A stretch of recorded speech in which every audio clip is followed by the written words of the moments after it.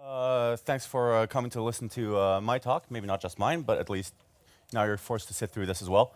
I'm going to be talking about AI language models and their use in news journalism. Not very technical, it's more like an ethical discussion. I realize that's the most general discussion to be having. News media has obviously been affected by this whole explosion in AI that we've seen recently, in particular generative AI, and within that in particular, like large language models. Obviously, things like DALL-E and so on are being discussed, but things are a little bit more clear-cut there in terms of the ethical guidelines. So a lot of the discussion actually is like, do we want to use this at all? There's been a couple of controversial cases. I think the one that most people here might be familiar with was a couple of weeks ago. There was like a German weekly magazine called Die Aktuelle that published an interview supposedly with Michael Schumacher. For those of you who've been following, he's not been very talkative for the last 10 years, so it was kind of like a glitzy thing.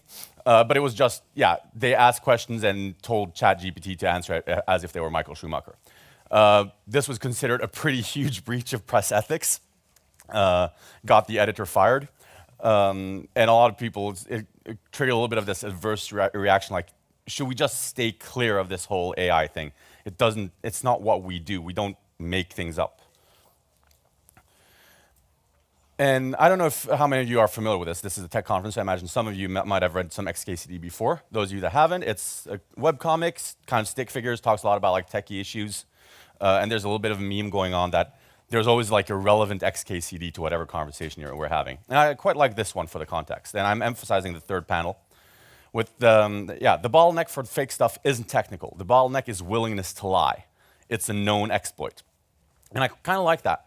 And it's a lot of attacks like this have the weakness, or one of the things about society is we work around most people are decent and are willing to act like in a cooperative spirit. So the scary thing is when you have like tech that comes up and increases productivity a lot, and now suddenly the attacker might be able to compensate for their numerical inferiority by leveraging this tech.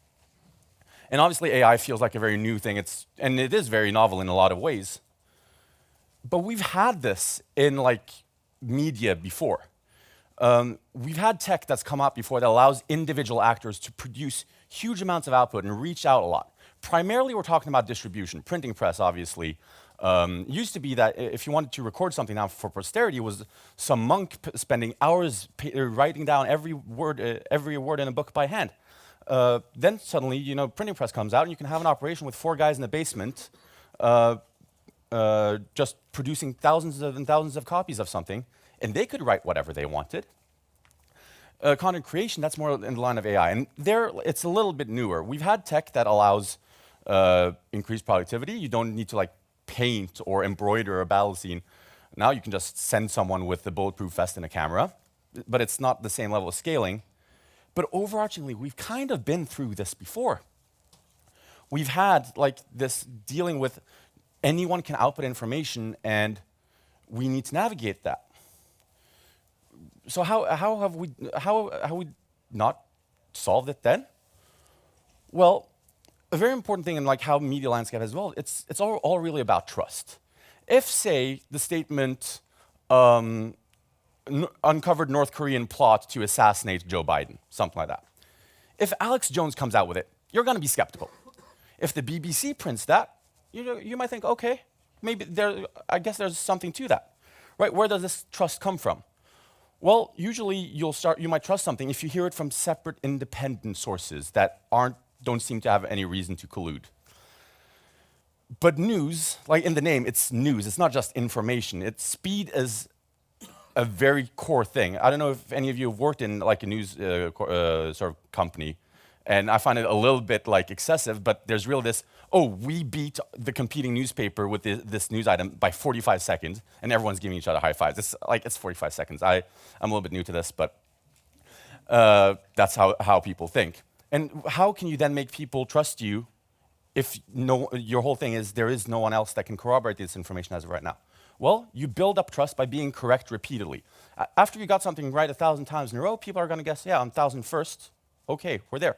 You build up trust. And that's really every serious news company in the world, that is their main capital. They have a brand name that they've built that is based on reliability. And once you start breaching that, you will erode your trust. Daily Mail used to be an ordinary newspaper, like maybe not the most prestigious, but it didn't have like a bad reputation 100 years ago.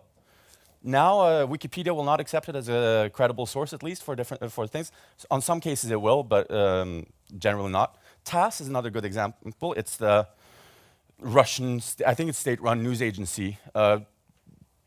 Conveys normally neutral information for Russian issues, normally considered reliable historically.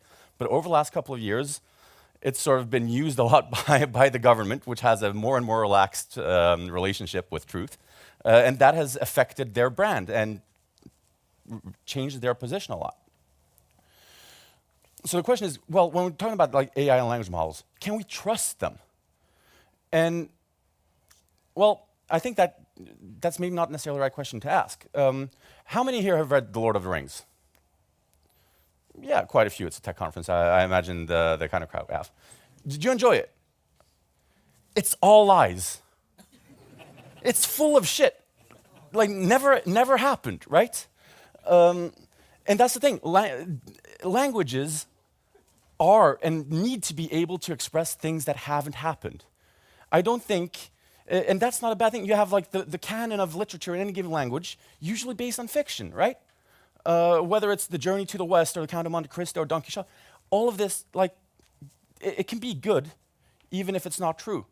And language models are just that, like language models. I don't think it's reasonable for us to say, okay, we just want them to be factual. We want them to be able to be non-factual. But if we're using it in journalism, then we are constrained by that because we want to keep this trust. So how can we reconcile this? How do we make this add up? Well, why don't we just say the language models do the languages? We provide the facts. And so what are the use cases there? Well, you can process raw data, and there's a lot of that. You know, we're a more digitalized world now than ever. Information in very large amounts is easily accessible.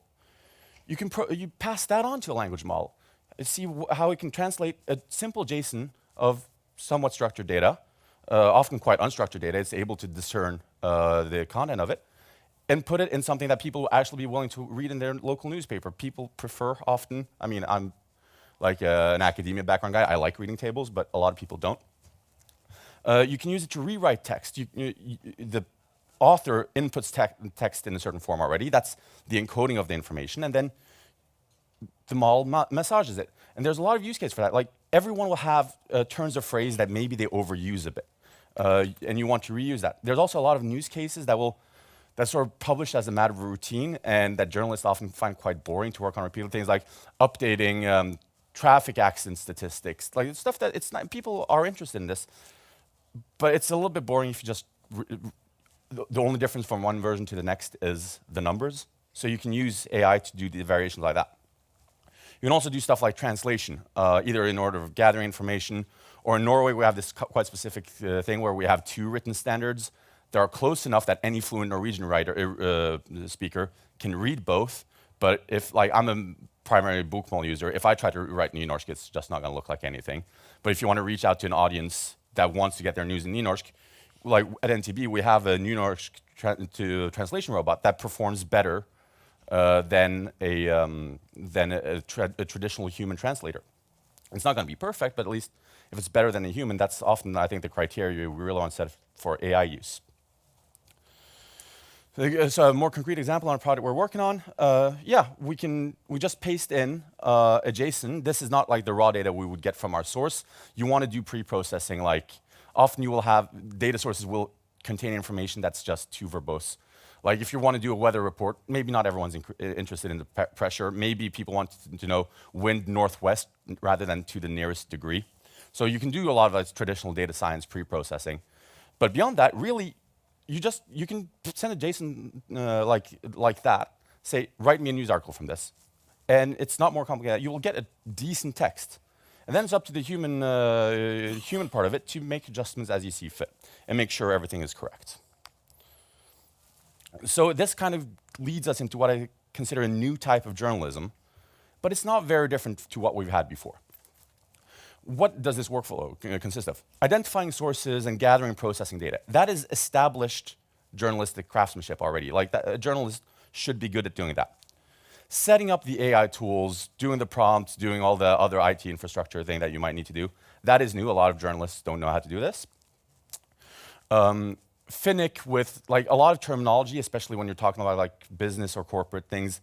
There's like a difference between, say, a company and a corporation. Those are not interchangeable, even though they might be, like sometimes you want to be really finicky about that. So, and a language model can get that wrong. Check that the statements that are being made are actually true. These are traditional journalistic tasks. The difference is that we're a little bit more like, it's about knowing the subject, which a good journalist already should, and being computer literate, which a lot of them aren't.